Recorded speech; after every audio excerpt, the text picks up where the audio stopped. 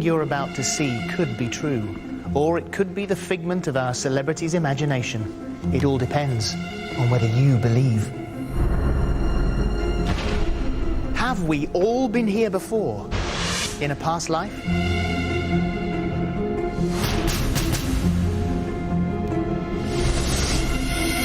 If we've been here before, who were we?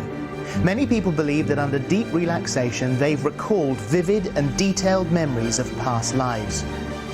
The question is it true?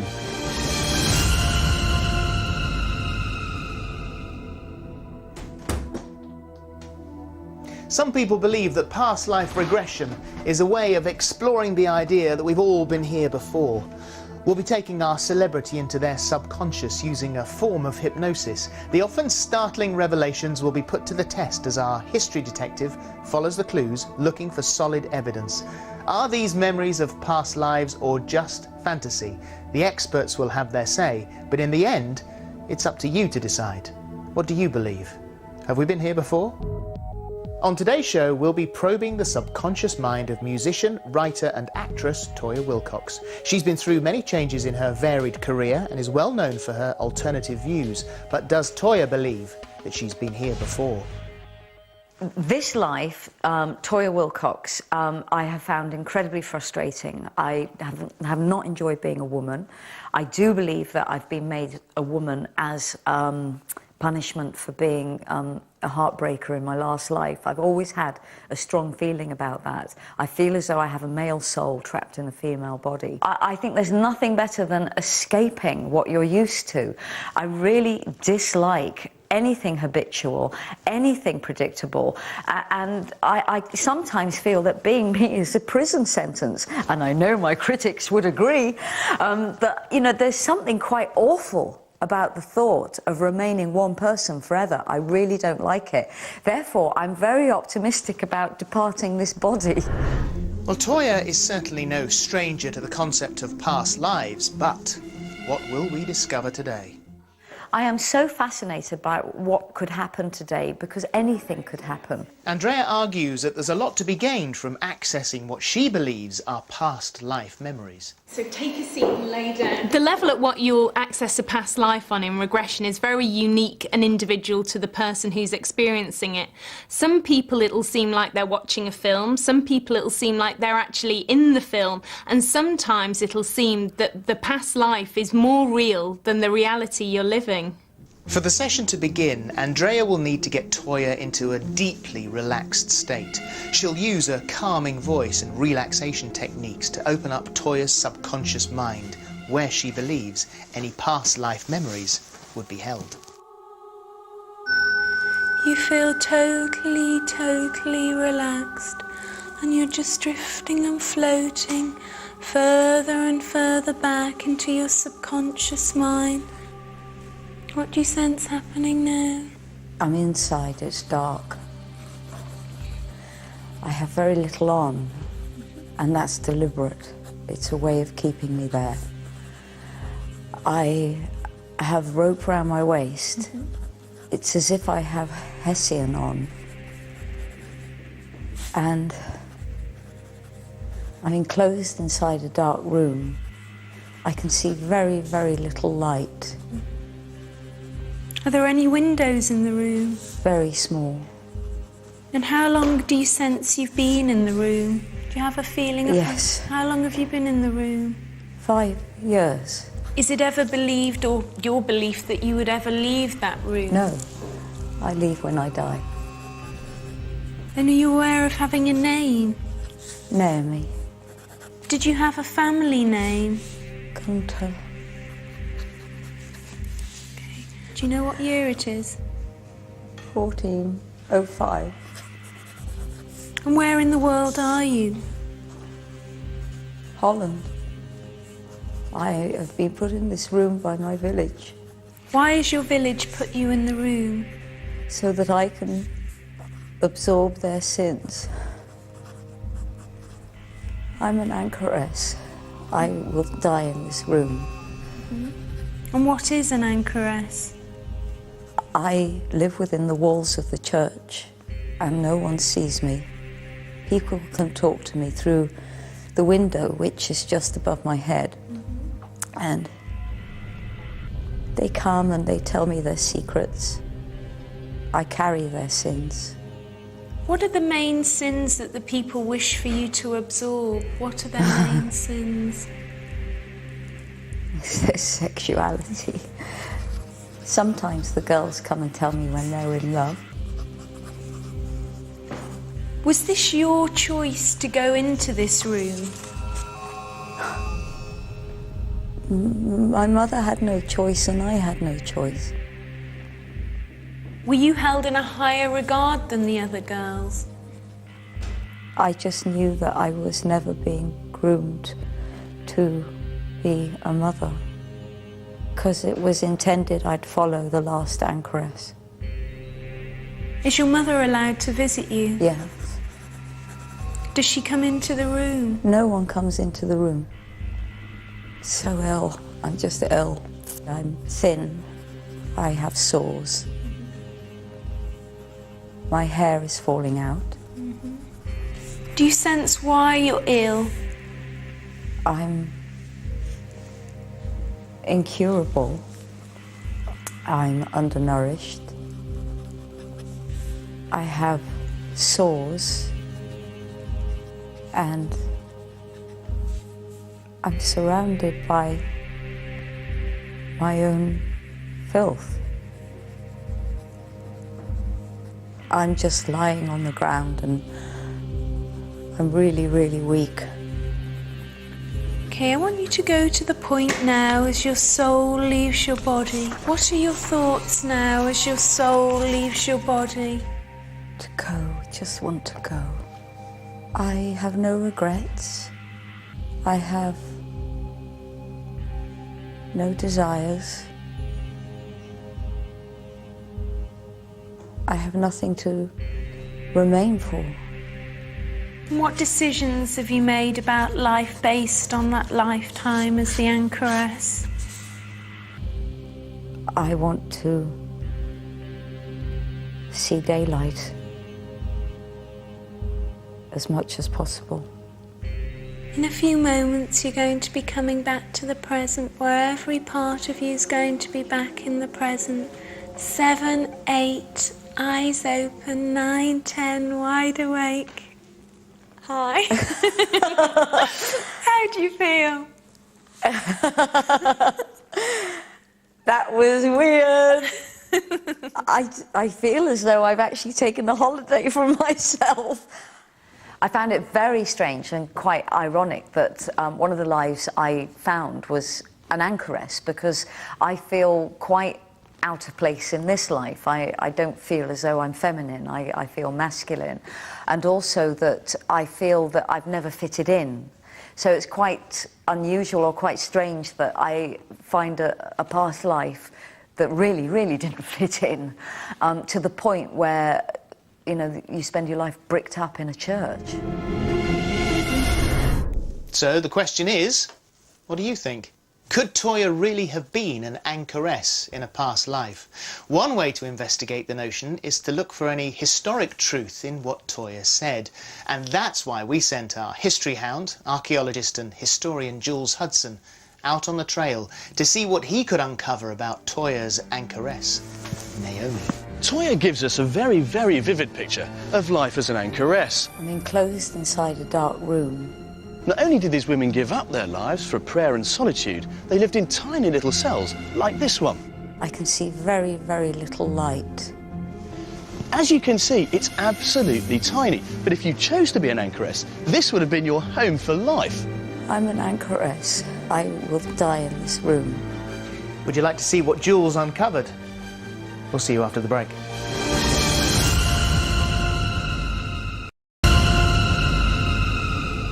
Welcome back. This show is all about past lives. Have we lived before? And if so, can we recall memories from those past lives? So far, we've seen actress and musician Toyah Willcox undergo a process of regression where it would seem that she recalled a past life where she was an anchoress over 600 years ago. No one comes into the room. People can talk to me through the window, which is just above my head. They come and they tell me their secrets. Where could all this detail and imagery come from? Was Toyah really recalling something from her past, or was she just drawing it all from her imagination? There are many arguments both for and against the idea that we've all lived before. In the end, it always comes back to what you believe. Very often what you'll find when you look at the actual narratives that people come out with during these past life regressions is that they've borrowed the plot line from some film that's been on recently or some book that they've read, and they've based their own narrative upon that, possibly without even realising that's what they were doing. But sometimes it can be very obvious to the outside observer that that's exactly what they're doing. There is an approach to acting called the method procedure, by which you recall highly emotive events from your past life that will lock into the character and situation that you are playing. Now, performers are quite capable of doing this when they are acting in a film. They're also quite capable of doing it in the role-playing exercise that is past life regression. Sometimes you'll find the facts they talk about in their past lives do turn out to be true. Mostly, though, it's something they've read about, something they've seen in a film, something they've seen on television. Now, I'm not saying that they're deliberately lying, they're not deliberately falsifying, but very often we see something and we forget that we've actually seen it. And there have been numerous examples when people have looked at these so-called sort of past life regressions where they have actually seen something, perhaps when they were very young, and it's come back into their mind in this hypnotic state. Time now to investigate the details of Toyah's regression. In a moment, we'll be asking her how she feels about the whole experience. But first, our academic sleuth, historian and archaeologist Jules Hudson will reveal the results of his investigation. Has he been able to track down Toyah's anchoress? Toyah's story is an extraordinary one. The life she describes is hard to imagine by today's standards. Most of us have never even heard of an anchoress, but once upon a time they were so common in medieval Britain that every town or city had one. But what do we know about these strange, solitary figures who lock themselves away from society? Can we find the anchoress Naomi that Toyah describes? Emerging from the regression are some fascinating results. I'm an anchoress. I will die in this room. The anchoress would indeed have lived out her days in a small cell attached to a church, often sited within the cemetery. It was believed once the anchoress entered the cell, she was dead to the outside world. She was destined to live somewhere between the living and the dead on a spiritual level. Not only this, but often a ceremony was performed to seal the anchoress in her cell and to read her the last rites. It was effectively the end of her life as a mortal woman. The anchoress was respected by society and embraced by the church, and as well as attracting visitors, they'd also bring in good hard cash into the parish coffers. But what does Toyah's regression actually tell us about the day-to-day life of an anchoress? I'm enclosed inside a dark room. I can see very, very little light. Are there any windows in the room? Very small. In Toyah's description, she's very clear about being in a very, very small, dark cell, and it's the small window that she makes big reference to. But here in York, in this reconstruction, it's quite light and airy. But that doesn't mean, of course, there weren't exceptions to the rule, both in Britain and in Europe. And we certainly know from this rule book written by an anchoress back in the 13th century that there were strict codes of how anchoresses should live and how their rooms should be laid out. Key to them were that there were 3 major windows. 2 that looked out into the graveyard and 1 that looked into the church. Of those 3 windows, 1 had a very, very practical purpose. It was to allow food and other bits and pieces to be passed into the anchoress and for her waste to be passed out. And we even get some mention of it in the rule book. It says here, "Filth was never dear to God, although poverty and plainness of dress are pleasing to him." It was pretty basic, and contact with the outside world was extremely limited. No one comes into the room. People can talk to me through the window, which is just above my head. They come and they tell me their secrets. Toyah's description isn't all bad, factually. But there was one further window in the cell that was of vital importance. The anchoress life was full of sacrifice, so they were provided with a small slit or hole through which they could literally squint at the altar, and it was known as the squint. And it was covered by this thing, known as a modesty door. And that meant that the anchoress could literally shut herself off from the congregation anytime she liked. Sometimes the squint was built so low onto the ground, there was only one way the anchoress could get down low enough to see the altar and kneel in prayer, and that was to dig out a hole. But this activity was part of a far more dramatic practice. It's recorded that sometimes anchoresses would dig their own grave into the floor of the cell. Extraordinary!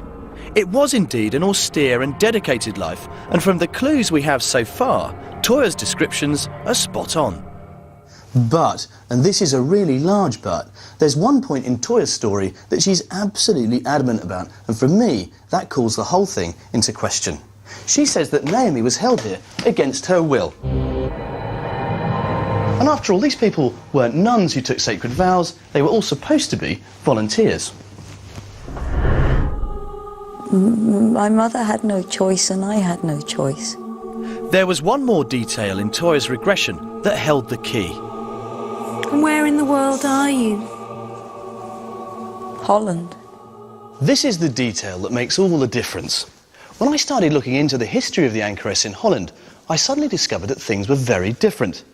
Back in the 14th century in Holland and in Germany, there was a group of women known as the Beguines.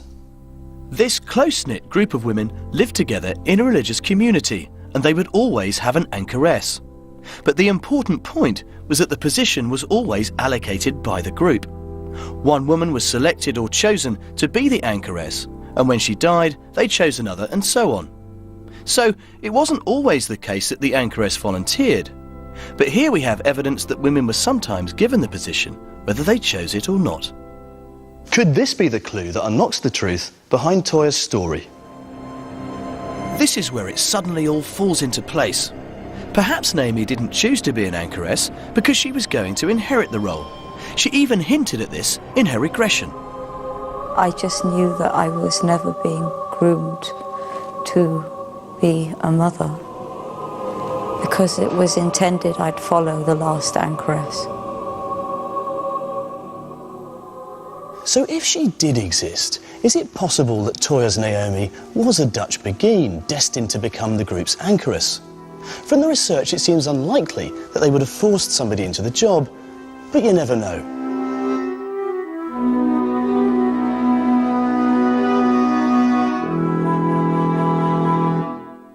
What is certainly true is that Toyah's regression revealed some fantastically accurate details about her life as an anchoress, but of course they were very particular to the place that she lived. Whether Naomi existed, of course, we'll never know, but it has been a fascinating insight into a long-forgotten piece of history. Now, you threw me a couple of glances during that tape there. What are your thoughts now? Well, we did the regression a while ago and I let go of it. I didn't think of it. I just thought, you know, is this suggestion, is this something that I've learnt about? But when he said about the organisation of women, I thought that's it. That's the oppression, because I remember clearly now from being regressed, there was a very oppressive feeling. There was no presence of men, which feels really weird to be sitting here and just, yes, of course, that's it. That was my missing link. It was women. It was women who decided to put me in there. You hadn't thought about it since that day? No, not at all. What I found remarkable about that piece of detective work was that in England these women were stimulated and educated. In the cell I saw there was no stimulation whatsoever. This woman became an animal.